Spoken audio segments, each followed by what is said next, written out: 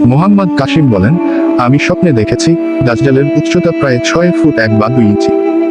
গায়ের রং গাঢ় বাদামি, মুখ কঠোর, দাড়ি নেই, গালে একটি তিল আছে। তার চুল সামান্য কোঁকড়ানো ও কালো, দেখতে দক্ষিণ এশীয় বা মধ্যপ্রাচ্যের মানুষের মতো। সে আকৃতি পরিবর্তন করতে পারে এবং সুন্দর রূপ ধারণ করে মানুষকে প্রতারিত করে।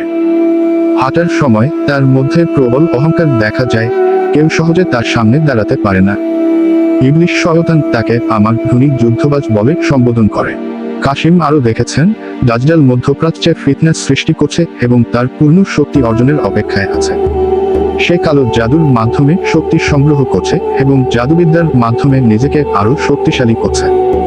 এক স্বপ্নে কাসিম বলতে শুনেছেন, দাজ্জাল বলছে, খুব শিগগিরই আমার শক্তি বৃদ্ধি পাবে, আমি বিশ্বে আতঙ্ক ছড়াব এবং সবাইকে আমার সামনে আত্মসমর্পণ করাতে বাধ্য করব, না হলে হত্যা করব।